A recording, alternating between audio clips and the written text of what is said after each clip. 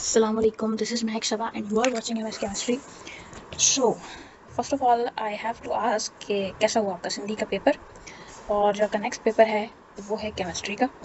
सो आपके सामने है text book of chemistry for grade 9th. इसमें ऐसी बहुत सारी चीज़ें हैं जो हमने क्लास में डिस्कस की हैं. अब ये वीडियो स्पेसिफिकली आप लोगों के लिए हो रही हैं. आई डोंट नो कि मैं इसको जनरल कैसे करूँ, लेकिन जब केमिस्ट्री और ग्रेड 9th सामने आता है तो फिर आप लोग ही आ जाते हो सामने. तो ग्रेड 9th की केमिस्ट्री जब हमने स्टार्ट की थी तो आपको याद होगा कि सबसे पहले जो हमने डिस्कस किया था वो फंडामेंटल्स ऑफ केमिस्ट्री था, देन एटॉमिक स्ट्रक्चर, और I guess we discussed about 6 chapters discuss किए थे. सो यहाँ पर आपको हिस्टोरिकल बैकग्राउंड ऑफ केमिस्ट्री दिख रहा होगा जो कि हमने बहुत डिटेल्ड में डिस्कस किया था. यहाँ पर एरिस्टोटल, प्लेटो, डेमोक्रिटस, यहाँ पर 4 एलिमेंट्स जो हमने डिस्कस किए थे, फायर, वाटर, अर्थ, एयर. प्लेटो को डिस्कस किया था, डेमोक्रिटस, जाबिर बिन हयान, और ये सारे वन बाय वन. और आई गेस इसी चैप्टर में हमने एक मंथ गुजार दिया था. माइकल फराडे, नील बोहर, रदरफोर्ड, श्रोडिंगर, मतलब एवरीथिंग. उसके बाद हम इंपॉर्टेंस ऑफ केमिस्ट्री है आपके पास, और उसके बाद ब्रांचेस भी हमने बहुत डिटेल्ड पढ़ी थी. Green chemistry I guess 3 branches आप लोगों की रह गई थी बाय द वे. उसके बाद मैटर और उसकी कंपोजिशन भी हमने बहुत अच्छे से डिस्कस की थी कि मैटर जो है वो दो चीज़ों में डिवाइडेड होता है, सब्सटेंस एंड मिक्सचर. सब्सटेंस जो होता है वो प्योर फॉर्म होता है और मिक्सचर जो है वो इम्प्योर फॉर्म होता है. बहरहाल तो ये सारी चीज़ें हम डिस्कस कर चुके हैं. उसके बाद एटॉमिक स्ट्रक्चर हमने डिस्कस किया था. ये पूरी बुक आप लोगों के सामने है. सो एक्चुअली जो आपको आज में डिस्कस करना है हमें वो करने हैं MCQs, क्योंकि कल जो आपका पेपर है उसमें जो MCQs आने वाले हैं वो MCQs टोटली आपकी बुक की एक्सरसाइज से आएंगे और एज इट इज़ आएंगे. अगर एक आध इधर उधर से आ भी गया तो आई गेस आप लोग कर लेंगे. तो हम वन बाय वन एक एक चैप्टर के MCQs डिस्कस करते हैं और उसकी डिटेलिंग में भी चलते हैं कि अगर उससे रिलेटेड कोई MCQ आ गया तो वो भी आप लोग कर सकें. ये तो था इंट्रोडक्शन के हमने केमिस्ट्री को किस तरह लिया था और हम कहाँ तक पहुँचे थे. By the way, let's start the MCQs portion. जी, तो हम स्टार्ट करते हैं चैप्टर नंबर 1 के मल्टीपल चॉइस क्वेश्चन से. The question number 1 is the branch of chemistry which deals with hydrocarbons. आपको पता होना चाहिए कि हाइड्रोकार्बन, सिंपल सी बात है कि हाइड्रोकार्बन सिर्फ ऑर्गेनिक केमिस्ट्री का नाम आते ही दूसरा नाम आपकी जबान पर हाइड्रोकार्बन का होना चाहिए. तो ऑर्गेनिक का मतलब हाइड्रोकार्बन होता है. वर्ड ऑर्गेनिक का मतलब ही हाइड्रोकार्बन है. अगर आप कहीं भी ऑर्गेनिक देख लें या कहीं पर भी हाइड्रोकार्बन देख लें तो वो दोनों एक दूसरे के बहन भाई ही होते हैं ऑलवेज. ठीक, उसके बाद जो है हमारे पास है the atomic mass of an element expressed in gram. अगर किसी का एटॉमिक मास एक्सप्रेस किया जाता है ग्राम के अंदर तो उसको हम क्या कहेंगे. अब एटॉमिक मास की बात कर रहा है तो ये क्या होगा, ग्राम एटॉमिक मास होगा. ये मोल कब होता, ये मोल तब होता जब यहाँ पर ये तीनों ऑप्शंस देता, atomic mass, molecular mass, formula mass of an element expressed in gram. अगर एमसीक्यू इस तरह होता कि atomic mass, molecular mass, formula mass of an element expressed in gram is, तो फिर आपका आंसर क्या होता, मोल होता. लेकिन यहाँ पर इसने क्या कहा है, एटॉमिक मास, तो यहाँ पर इसका आंसर होगा ग्राम एटॉमिक मास. अगर ये यहाँ पर बोलता द मॉलिक्यूलर मास तो फिर आपने यहाँ पर देखना था ग्राम मॉलिक्यूलर मास. अगर यहाँ पर फार्मूला मास बोलता तो आपने आपका आंसर ग्राम फार्मूला मास होना चाहिए था. अगर तीनों देता तो आपका आंसर मोल होना चाहिए था. Third MCQ is which of the following can be separated by physical means. What do you mean by physical means. Physical means यानी आप बिना किसी मुशक्कत के किसी चीज़ को अलग कर सको, बिना किसी केमिकल डिस्टिलेशन के, यानी कोई भी ऐसा प्रोसेस, ऐसी कोई टेक्निक अप्लाई किए बगैर आप किसी चीज़ को अलग कर सकें तो आप उसको क्या कहते हैं, मिक्सचर कहते हैं. For example if a pizza और आपको कोई कहे कि इसकी जो टॉपिंग है वो हटा दें तो आप फिजिकली उसको हटा सकते हैं, अपने हाथ से हटा सकते हैं, किसी मशीनरी की ज़रूरत आपको नहीं होगी. लेकिन अगर आप जामे शीरी मिला देते हैं, तो उसको भी आप अलग कर सकते हैं, लेकिन वो थोड़ा सा डिफरेंट होगा. सिंपल जो एग्जांपल है मिक्सचर की वो आपका पिज्जा ही है क्योंकि वो हेट्रोजीनियस मिक्सचर है. और वो जो आपका मैंने शरबत का बता दिया जामे शीरी का, वो जो है आपका होमोजीनियस मिक्सचर है. बहरहाल उस पर हम डिस्कस नहीं करते फिलहाल. हमें इसका आंसर जो है वो मिक्सचर हो जाएगा, दिस वन, राइट. उसके बाद है आपके पास the molecular mass of H2SO4. Molecular mass निकालना अगर आपको नहीं आता तो मैं इस वीडियो के लास्ट में आपको सिखा दूंगी. इसका मॉलिक्यूलर मास जो है मोलर मास कह रहा है क्योंकि सबका 98 ही दिया हुआ है. 98, 98, 9.8, 9.8, 9.8 तो बहुत कम मास है, वो उसका नहीं हो सकता. अगर आपको नहीं भी आता तो आपको ट्रिक से किस तरीके से एमसीक्यू सॉल्व करना है वो भी आपको बता दी चलूँ कि यहाँ पर देखेंगे 9.8 है और 9.8 है. 9.8 हो ही नहीं सकता क्योंकि इटसेल्फ ऑक्सीजन का मास 16 होता है, तो 9.8 तो सवाल ही पैदा नहीं होता. ये दोनों ऑप्शन तो हैं ही गलत. उसके बाद यहाँ पर 98 AMU और यहाँ पर 98 ग्राम. तो आपको पता है कि जो मोलर मास होता है वो हमेशा ग्राम में रिप्रेजेंट होता है, तो यहाँ पर AMU वाला ऑप्शन भी क्या हो जाएगा, गलत हो जाएगा. राइट ऑप्शन क्या हो जाएगा, C option is correct. Fifth MCQ है आपका the molecule consist of 2 atoms, बहुत सिंपल है, 2 एटम्स है तो आप यहाँ पर बिना देखे आंखें बंद करके आप यहाँ पर डाई एटॉमिक मॉलिक्यूल पर टिक कर देंगे, क्योंकि 2 है तो यहाँ पर डाई होगा। मोनो का मतलब 1 होता है, पॉली का मतलब फ्यू होता है यानी बहुत सारे, और हेट्रो का मतलब होता है डिफरेंट, तो हेट्रो तो हो ही नहीं सकता, और यहाँ पर 2 देखकर आप सिंपली डाई पर टिक कर देंगे। Let's move further. A formula that indicates actual number and type of atoms in a molecule is called, ऐसा फार्मूला जो आपको एक्चुअल नंबर बताता है, यानी जो आपको रेलेवेंट या रिलेटिव नंबर नहीं बताता, जो आपको एक्चुअल बताता है, तो केमिकल फार्मूला नहीं होगा। दो ही चीजें होती हैं, एक होता है आपके पास एम्पिरिकल फार्मूला और एक होता है मॉलिक्यूलर फार्मूला। या तो इसका ऑप्शन हो सकता है बी या तो इसका ऑप्शन हो सकता है सी, क्योंकि केमिकल फार्मूला तो सबका होता है, केमिकल फार्मूला की कोई डेफिनेशन इटसेल्फ स्पेसिफिकली नहीं है। फार्मूला मास क्या होता है वो तो अलग बात है। अब ये दो ऑप्शंस जो है वो आपस में थोड़े से कंफ्यूजिंग है कि एक्चुअल नंबर और रिलेटिव नंबर। एक्चुअल नंबर आपको अगर है आपका है तो वो मॉलिक्यूलर फार्मूला आपको शो करता है एक्चुअल, क्योंकि for example if anybody ask you कि what is the molecular formula of water, तो आप बताते हो H2O। और अगर कोई आपसे पूछता है कि what is the molecular formula of glucose, तो आप क्या बताते हो C6H12O6। लेकिन अगर कोई एम्पिरिकल फार्मूला पूछता है, एम्पिरिकल का मतलब होता है रिलेटिव नंबर, यानी आप उसका रेशियो बताते हो, रिलेटिव रेशियो, कि उसका रिलेटिव रेशियो क्या होता है। तो एक्चुअल का आंसर जो है वो क्या होगा, मॉलिक्यूलर फार्मूला होगा। उसके बाद 7th MCQ है, ethyl alcohol was prepared by. Simple है, बहुत दफा बताया होगा मैंने आपको क्लास में, और अभी बता देती हूँ कि इथाइल अल्कोहल आप पीछे देख भी सकते हैं इसके नोट्स में, पीछे जो भी आपकी एक्सरसाइज है नोट्स हैं पीछे जो भी, उसमें अलराजी इसका आंसर जो है वो करेक्ट होगा, ऑप्शन बी। उसके बाद है which of the following is not a homo atomic.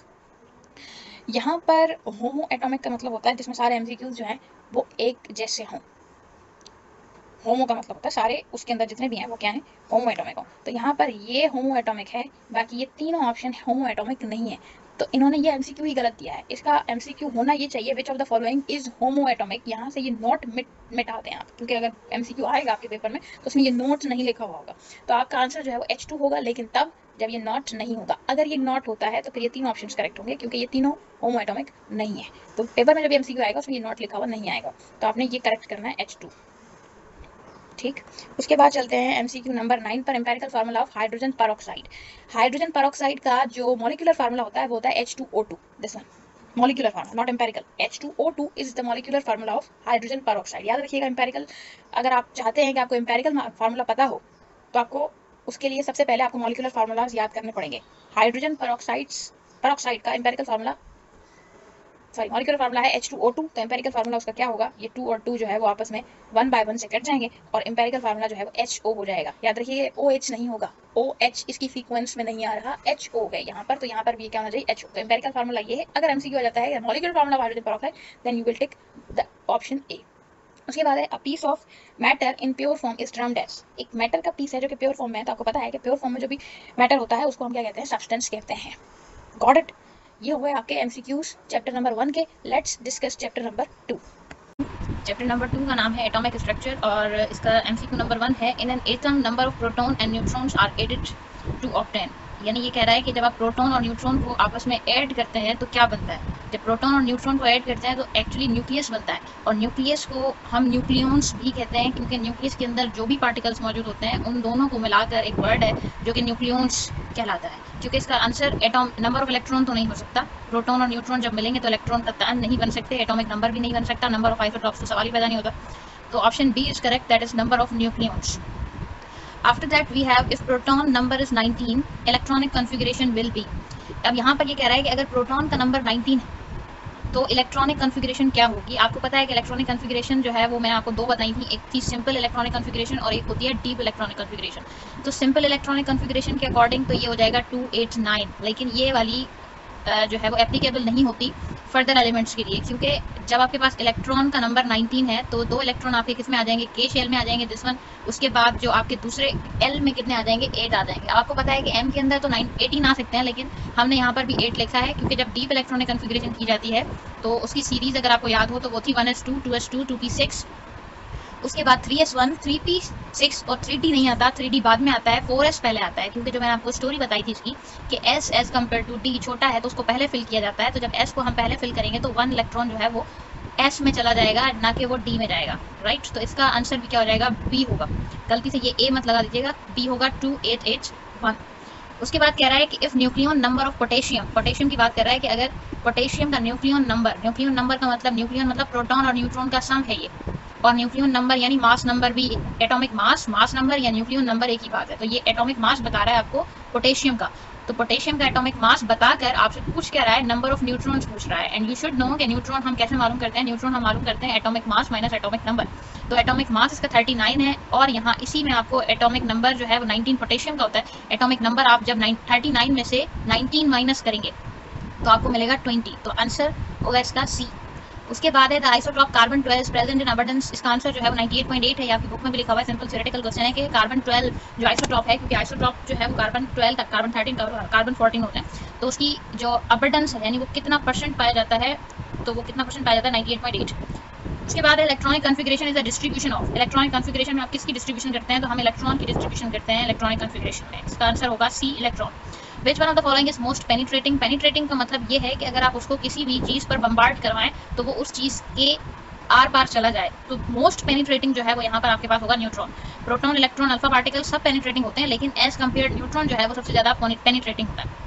उसके बाद है how many sub shells in L shell. जो एल शेल है उसके अंदर कितनी सब शेल्स होती हैं, तो आपको पता है कि पहली शेल जो आपके पास है के, दूसरी है एल, तीसरी है एम और चौथी है एन। तो जो के थी उसके अंदर एक ही सब शेल थी क्योंकि वो उसका नंबर फर्स्ट था, एल का नंबर सेकंड था, तो इसके अंदर 2 सब शेल्स होती हैं, तो आंसर विल बी 2। उसके बाद de Broglie extend the wave particle relative to electron in. कौन से ईयर में डी ब्रोय ने अपनी वेव पार्टिकल थ्योरी दी थी, तो वो ईयर है 1923। ये भी बुक में लिखा हुआ है, इसमें कोई रॉकेट साइंस नहीं है। उसके बाद है name the material of screen which used in Rutherford atomic model. Rutherford ने अपने एटॉमिक मॉडल में कौन सी स्क्रीन यूज की थी, तो वो जिंक सल्फाइड स्क्रीन थी, आप सबको पता है। Which rays are used for sterilization of medical instruments. कौन सी रेज जो है वो मेडिकल इंस्ट्रूमेंट के अंदर स्टीरिलाइजेशन के लिए यूज होती हैं। स्टीरिलाइजेशन का मतलब होता है किसी भी चीज़ की सफाई करना, तो उसमें जो है वो गामा रेज यूज होती है, ना कि X rays, beta rays, alpha rays, इसमें कोई रेज यूज नहीं होती। गामा रेज और गामा का जो साइन है वो इस तरह का है। अब ये हो गया आपके चैप्टर नंबर 2 के एमसीक्यूज। अगर आपको ये सीरीज चाहिए कि आपको 3rd 4th शाम तक या रात तक, तो फिर आप मुझे कमेंट करके बताएं कि आपको 3rd 4th 5th या जितने भी 8 चैप्टर हैं उन सब के एमसीक्यूज की डिस्क्रिप्शन एक्सप्लेनेशन इसी तरह चाहिए। अगर मुझे समझ में आता है कि आप लोगों को नीड है इस चीज़ की, तो मैं फर्दर एक और वीडियो बना दूंगी जिसमें मजीद 6 चैप्टर्स के एमसीक्यूज में सॉल्व करवा दूंगी और शॉर्ट क्वेश्चंस और लॉन्ग क्वेश्चंस के कुछ गेसेस भी आपको बता दूंगी कि कौन से क्वेश्चंस जो है वो इंपॉर्टेंट हैं और वो कल आ सकते हैं। इफ़ यू नीड, क्योंकि आपकी नीड पर ही बनाई जा रही है, तो अगर आपको नीड है तो बता दें, अदरवाइज मेरे हिसाब से इतना काफ़ी है। अगर आप चाहते हैं कि और वीडियो हो और 6 चैप्टर्स के एमसीक्यूज और शॉर्ट और लॉन्ग आंसर्स का गैस आपको मिले, तो फिर आप मुझे बताएंगे, तभी मैं बना पाऊंगी, अदरवाइज मैं नहीं, मुझे पता चलेगा कि आपको ज़रूरत है या नहीं। ओके, सो केमिस्ट्री का पेपर है, बहुत आराम से कीजिएगा और मेरी इज्जत रख लीजिएगा। अल्लाह हाफ़िज़।